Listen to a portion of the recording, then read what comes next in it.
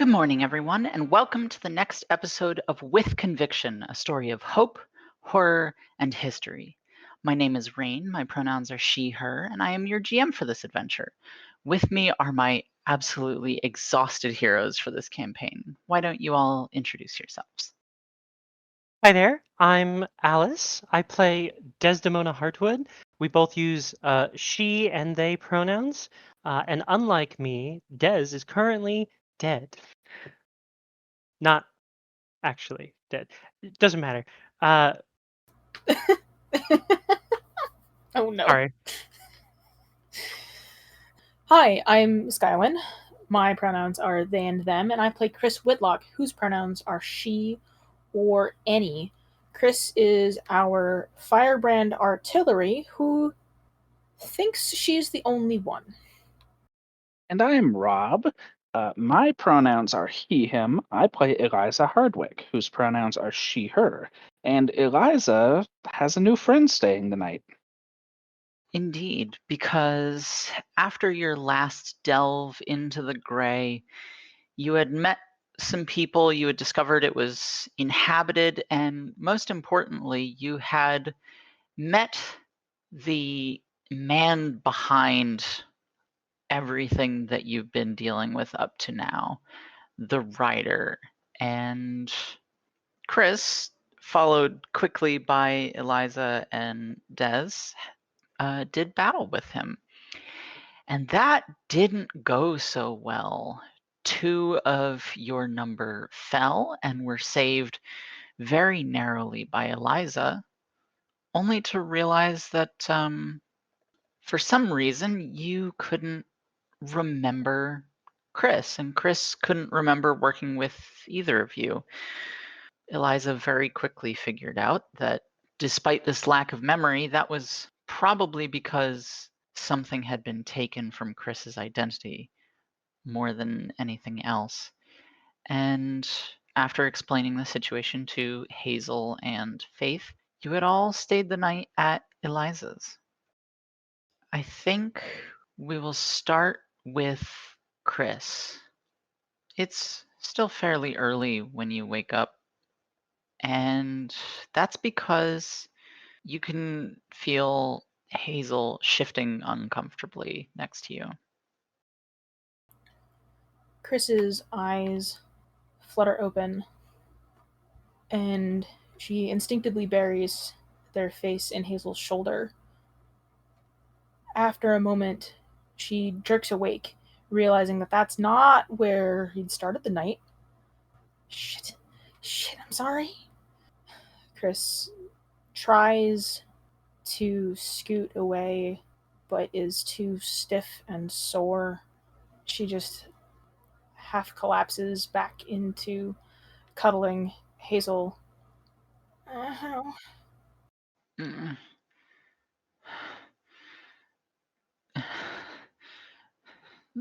And Hazel's mumbling something that you can't quite make out, but suddenly starts and her eyes open and she's breathing heavily and she sits up.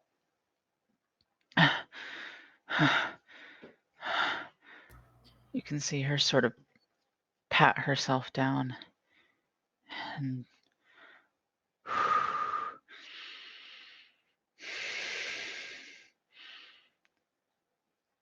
okay. It is sheer willpower that drives muscles that are stiff as stone, and a shot of adrenaline pushes Chris upward, and she looks at Hazel. Okay? Oh, I'm sorry. Did I Hey, wake you up? no. It's okay. It's. Shit. Are you okay? Hazel blinks a couple of times. It's okay to not be okay. Just. Pa always said you couldn't stay there forever.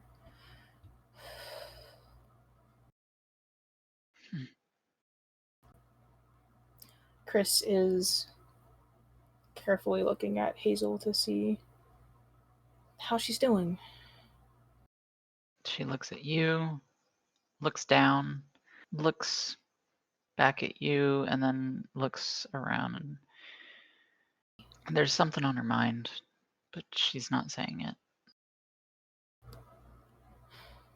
Why don't we take it in turns? Let's name 5 things we can see. Then 4 things we can feel, 3 things we can hear, a couple things we can smell, and 1 taste. Just Breakfast sounds nice. yeah, this first though. Let's make sure we're here. All right. Oh, you want to start? Yeah. I see a couple of guitars and a whiteboard that looks like a cross between a conspiracy and a math equation. There's a litter box and cabinet, and you're here. Well, you took most of the good ones. Sorry. It's fine. Let's see. Bed, your phone, my phone.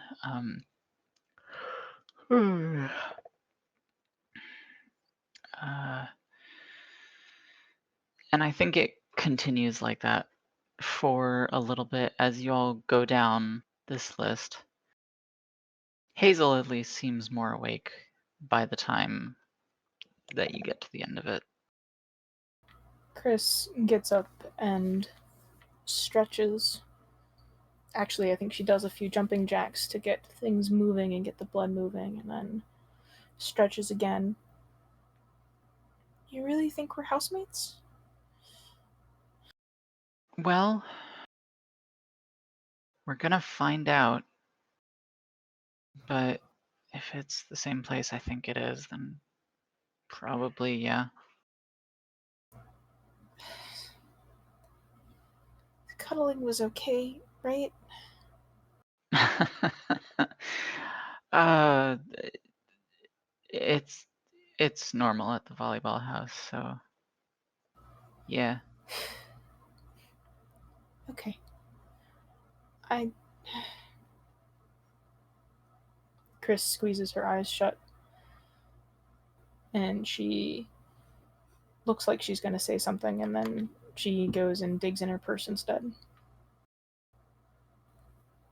After a little bit of wrestling, she gets back up and says, "You said breakfast? Let's do breakfast." Yeah. And Eliza's gonna kill for some coffee, so I'll get that started too. And she opens the door and very quietly steps out into the living room. Des, are you awake yet? And then I think Des sits up straight all of a sudden. He goes, "Pancakes! Ow! Ow!" And then falls back over, clutching at where she's been injured. Eliza is sitting at the dining room table with a cup of coffee already. Eliza is fully dressed at this point in her full getup of black shirts, denim vest with a bunch of pins, fishnet arm socks, and her slashed up skinny jeans. Oh, good morning. Morning. Good morning. Oh, okay. Des is awake. Eliza looks into the living room and over at Des and Faith. Faith is currently fighting off Nisa. Yeah, Nisa is demanding so much love right now because it has been literal hours since anyone paid any attention to her. Aside from Eliza, who doesn't count because Eliza has to. Right. You two sleep okay? I don't really remember going to sleep.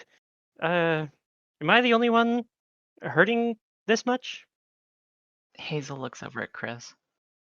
Eliza does as well. Chris stretches and gives a half smile. I mean, it's not every day you wake up with a pretty girl, so, could be worse. Oh boy. Okay, so mainly me then. Sounds like. Ugh. Okay, well, I desperately do want pancakes, preferably. What? Hold on. She rolls around on the couch to get at her phone to check what time it is. I think it's like 9 at this point, and there are quite a few messages from both your mom and your dad. Okay, she barely registers the time and goes, "Okay, I gotta go home. Is that cool? Are we okay here?" I think so. We're doing pancakes, right? I don't. Uh, my I'm not supposed to stay out overnight without saying something to at least one of my parents. Um, Mm. I think I'm gonna get in trouble. I gotta go. Okay, Des, I know I've said this before. You sure you don't want to move in with me? No, it's okay. Yeah, it's okay. Uh, yeah, it's okay. I gotta go. All right. Text us when you are ready for pancakes, I guess. Absolutely. I will not miss a chance for pancakes. All right, And, we're doing pancakes for lunch. and she gathers up what little stuff she's got and bolts out of the apartment. I assume there's just a trail of ow, ow, ow going downstairs. Yes, as quickly as a heavily injured girl can move. I assume that Dez's truck is here, and she's not gonna have to take an Uber or whatever. I think so. So yeah, Des takes off for home. So, I could make some eggs or something while we wait for that. Literally anything you have would be nice right now.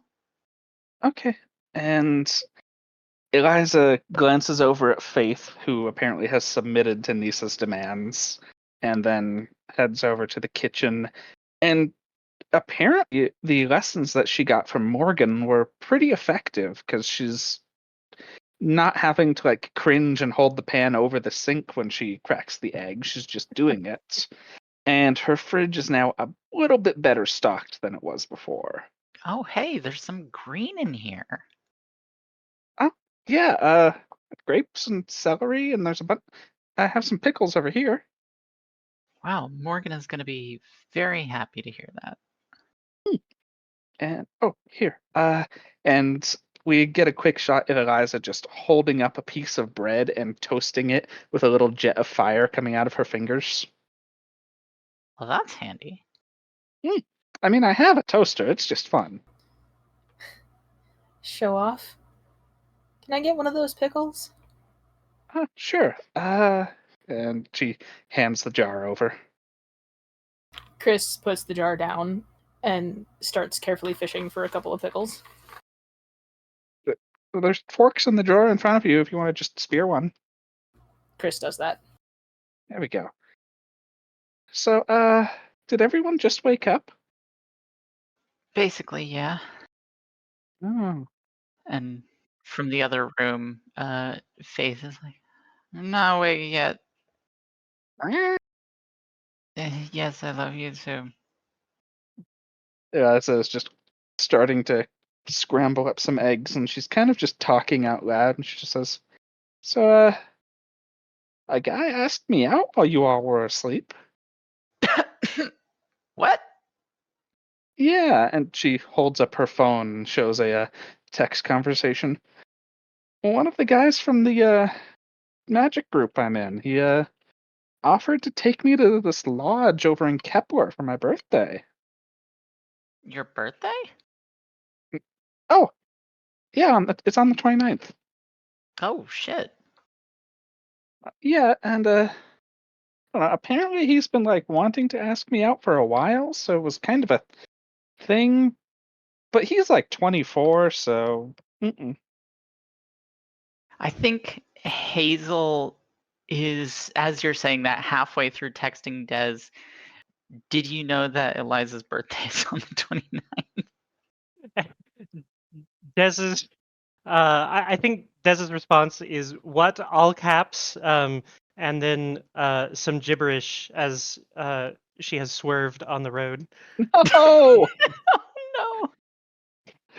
Use the voice to text or just pull over. Either one.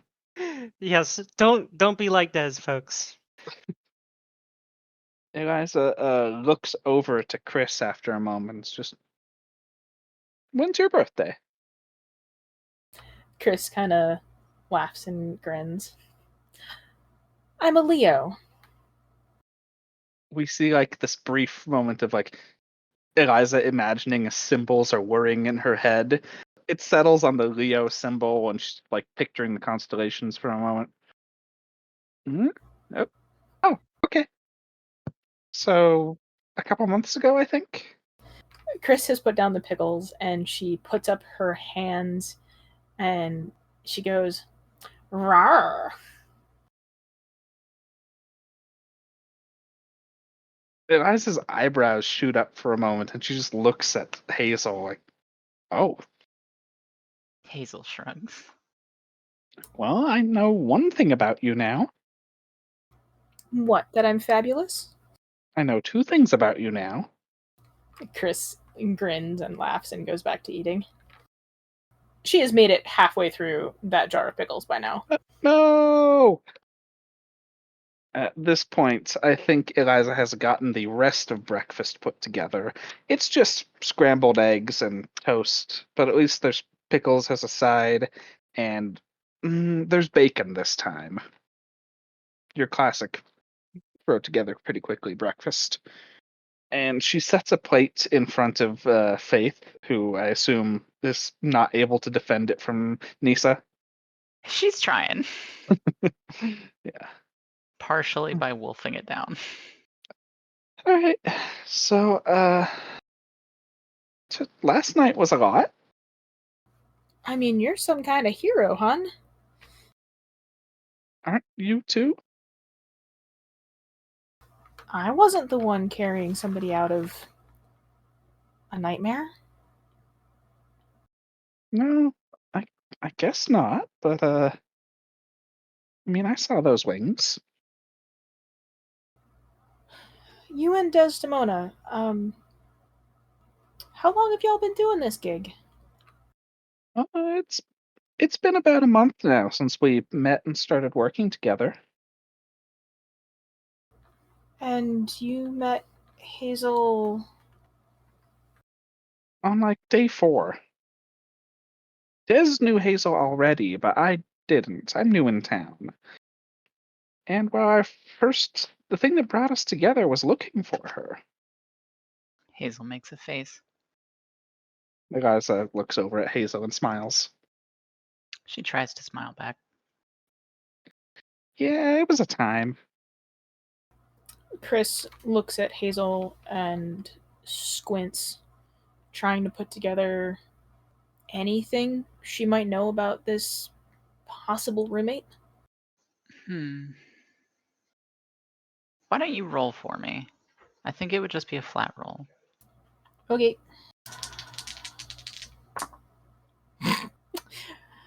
That is a 4 on the dice. Uh-oh. No. This story sounds not too different from what you were doing. You got started actually around the same time, and you were looking for someone too, but anything beyond that, it's slipping your memory. Okay. Eliza is like eating with one hand and scrolling through her phone with the other. And then everybody sees her eyebrows just suddenly jump straight to the top of her head for a moment. You good? So, Chris, I think you and I have a text history. Chris looks very dubious and says, "Tricks are for Halloween. Those are a couple days from now." Well, and she scrolls through until she finds a picture that Chris sent at one point. It's just, that's you, isn't it? Chris takes a look. Yep. How the hell did you get that? You sent it to me. Isn't this your number? Chris digs into her contacts to find her own phone number. Yeah, that's your number. Eliza scrolls a bit further up in that conversation, and then suddenly Chris and Hazel are both close enough to feel the warmth radiating from her as she sees something else. And she's just, oh, looks like I sent you pictures too at one point. Okay, so your theory from last night seems to be panning out. Yeah, yeah, yeah. She quickly closes that app. Well, the good news is we know how to fix it. Right. Well, yeah, because every time we killed one of those creatures, it was like parts of you came back, Hazel. Yep. So all we have to do is deal with the writer. Chris is frozen. Pieces of eggs are falling off her fork. You good? Don't drop that on the floor. It's not just the eggs that go, the fork does too. Chris? She doesn't seem to hear you, and she's scrolling through her own phone. Eliza leans over into Chris's field of view. Chris?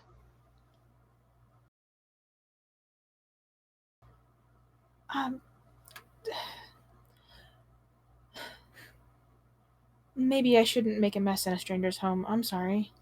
It's okay. And she gets up and works on picking up the fork. You good? What happened? I got a text. I need to see how things are at home. Okay. Eliza, thank you for the hospitality. You've been very, very kind. I guess you already have my number, so let me know when pancakes are happening and send me the address.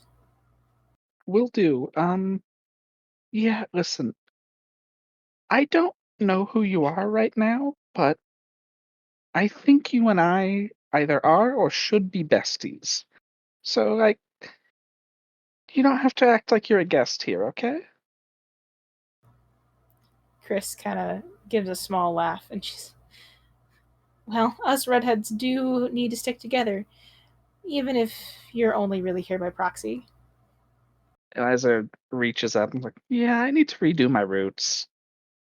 Chris stands up and gives Eliza a quick peck on the cheek, Oh.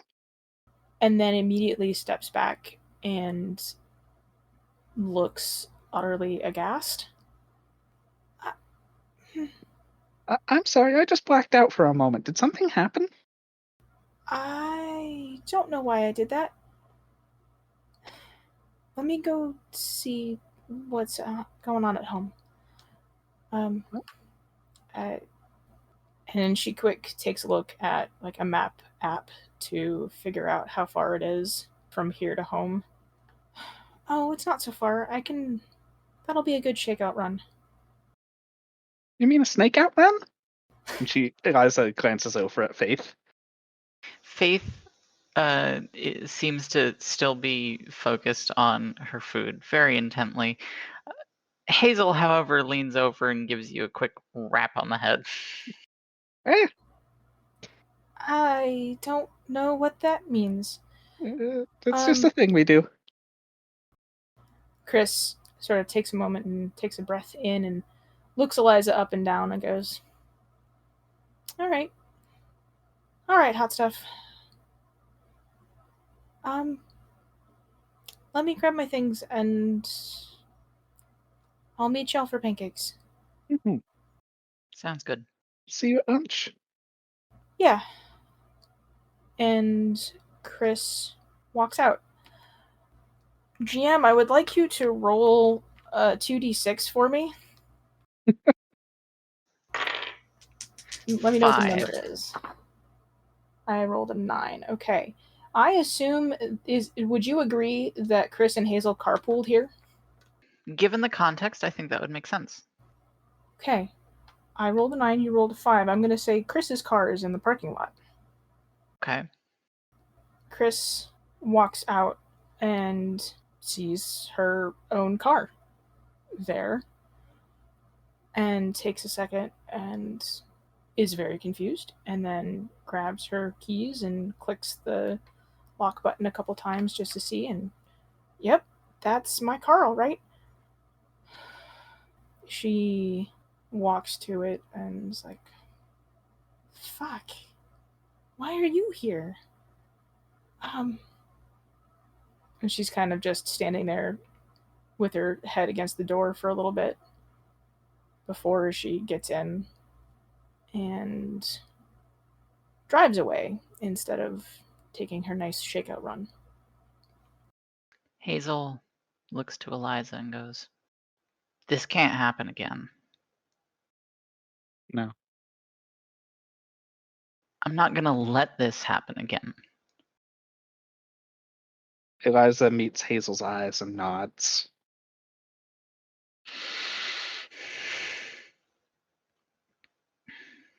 You said something about a sword fighting club? Oh, yeah, I started up a fencing club a while back. Can you teach me? Eliza stands and walks over to the wall where a pair of fencing foils are hanging on brackets, grabs one, just grins at Hazel. Hazel stands up and takes the other one off the wall and nods. Des, Uh-huh. how long does it take you to get home? That's a good question. It's kind of on the outskirts, right? So I could see. Yeah, I wouldn't expect more than 10, 20 minutes. Okay, okay. Then yeah, probably on the longer side of things. I think she's driving a little more slowly than she absolutely needs to, because she knows her parents are gonna be a little mad. Yeah, one of their cars is missing when you get home. Your mom's car is missing, but your dad's car is there. Okay. Dev parks the car in her spot and limps to the door and steps inside her home. Are you trying to be quiet about it? I would say yes, but I don't think there's any avoiding this. Both of her parents saw she was gone overnight without saying anything. There's no just sneaking past them. Probably not, because instead of in his office where you would usually expect him at this time of day, um, your father is sitting at the kitchen table. He looks up from something he was looking at as you walk in and, "Oh, Des, oh my, Des, are you okay?" Yeah, Dad, I'm totally fine. I'm sorry. Got a little caught up with friends. We were working. I was helping them with a school project. Um, I yeah, no, sorry. I forgot to text you guys. Des, why are you covered in bruises? Des kind of like winces, and in wincing, kind of hurts herself again, winces further. We were trying to film something, and I fell while we were filming it. He gives you a long look. You said this wasn't going to happen again.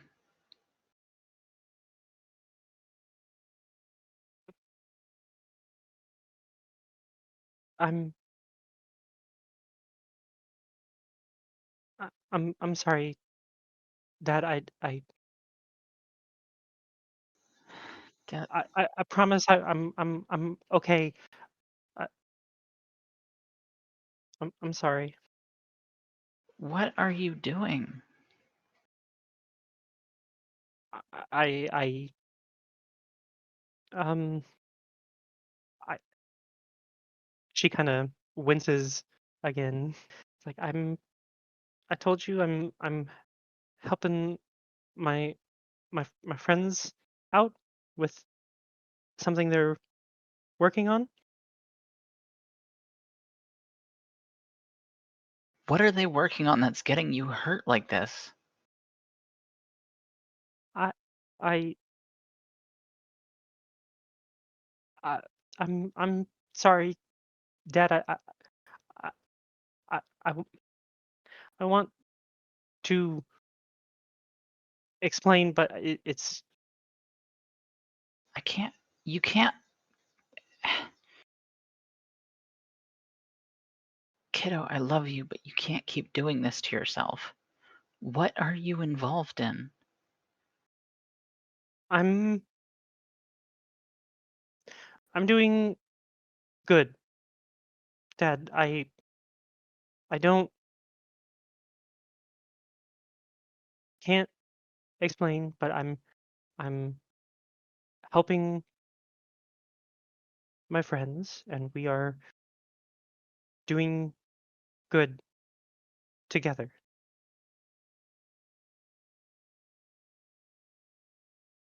Then why can't you tell me?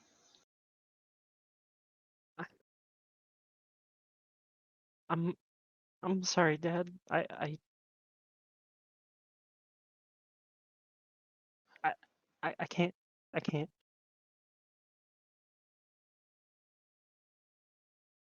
I can't let you get hurt like this. He closes his eyes for a moment and sort of pinches the bridge of his nose.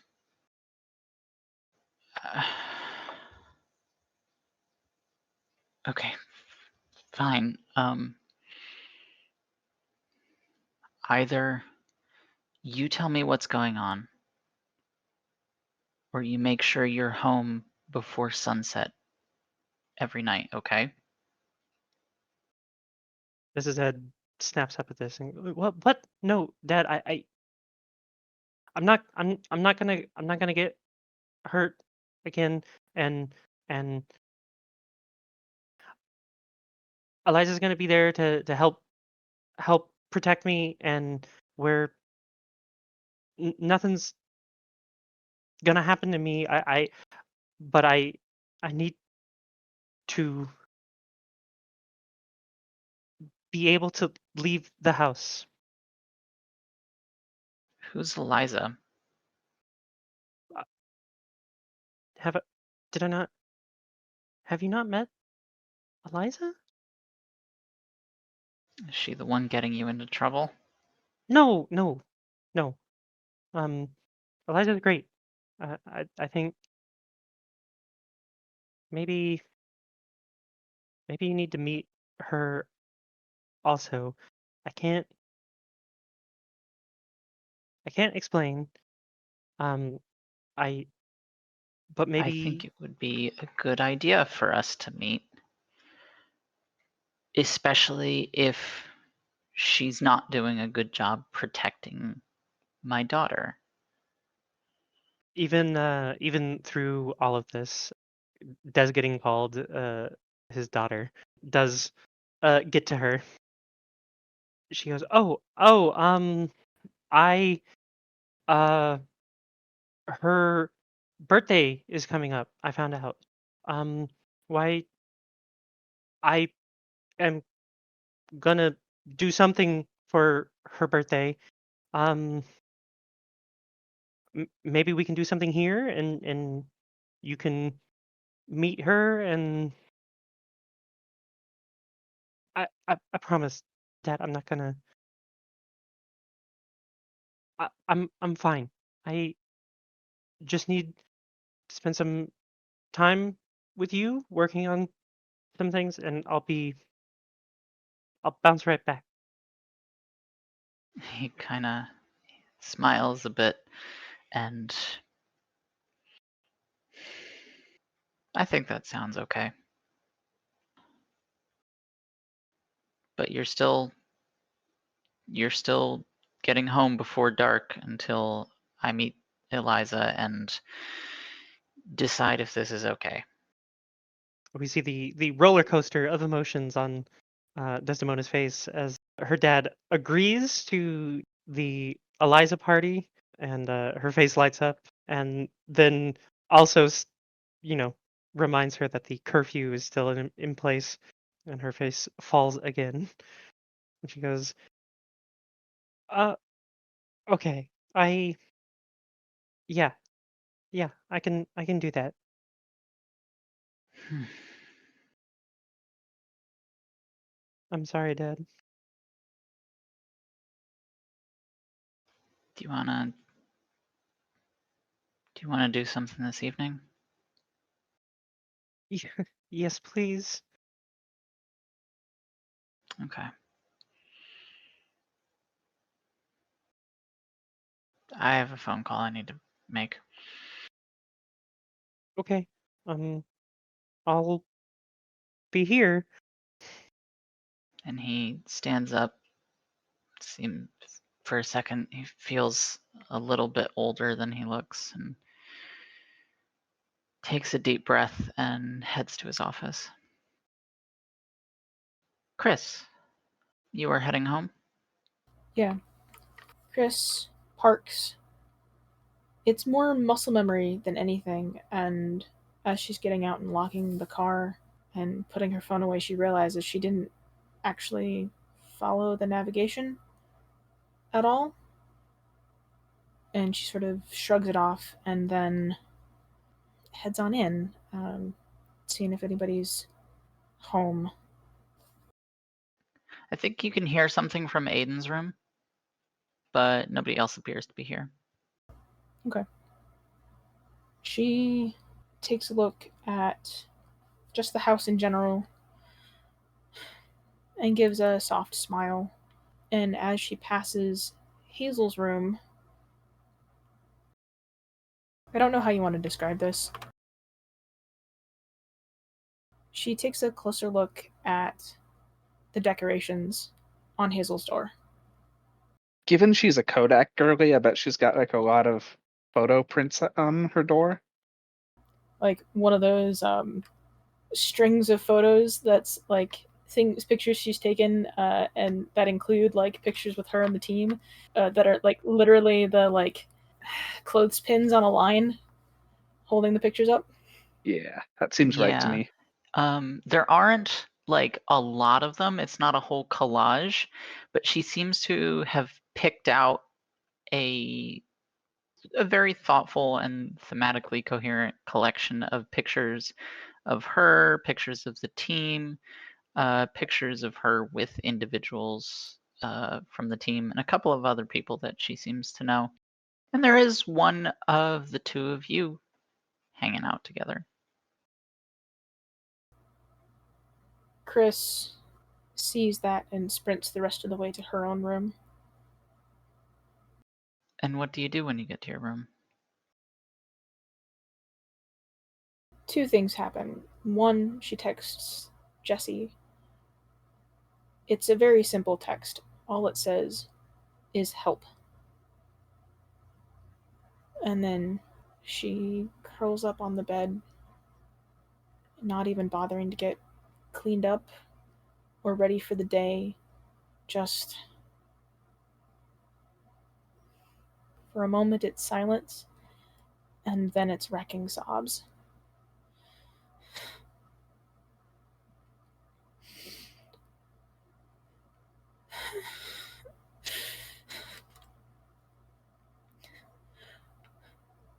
Why don't I remember? Fuck.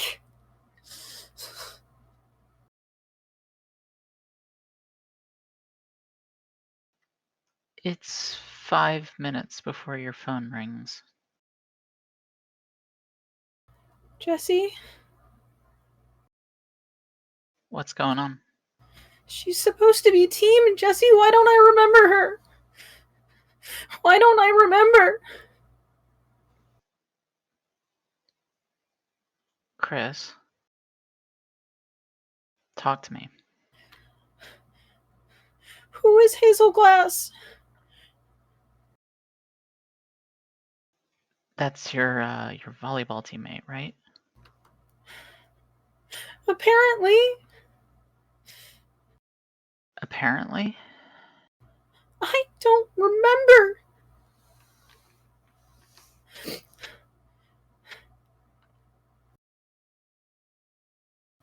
Okay. Do you need me to help you count through breathing?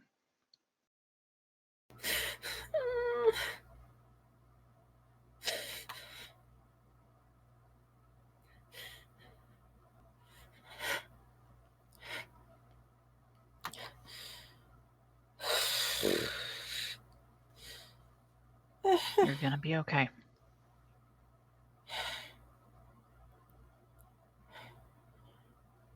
Jesse, I don't...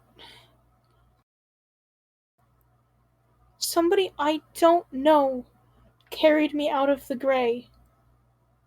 I stayed at her apartment last night, and my car was there this morning. Jesse, how is my car there? I have the only key. Now would be a really bad time to answer magic.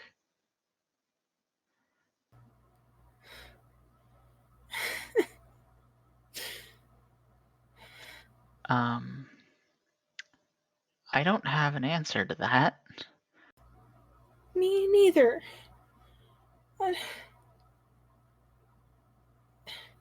Jesse, I drove home. I pulled up navigation. I never looked at it. What is happening? Why don't I remember? Did that gray do something? I don't know. I barely remember. You remember how all this started? I was helping someone, and I don't remember what that was. I don't remember who. I don't remember how. All I have is this. You'll be proud of me, Jesse. I can tell that it's deja vu. I woke up cuddling Hazel. Last night I thought she was a stranger, and now she...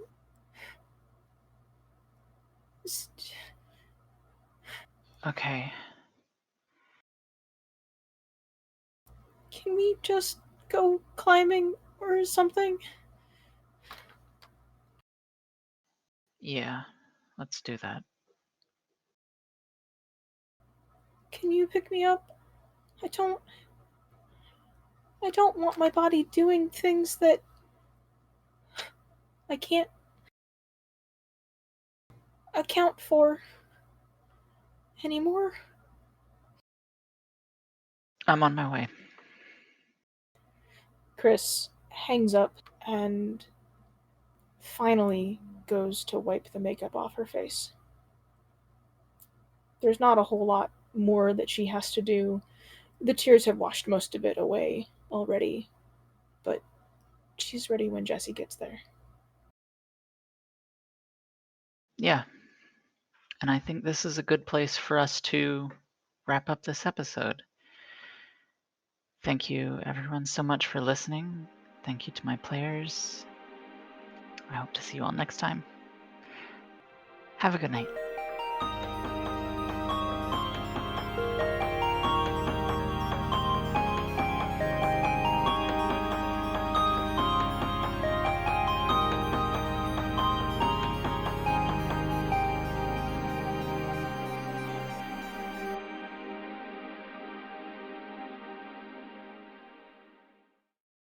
Thank you again for joining us on this adventure.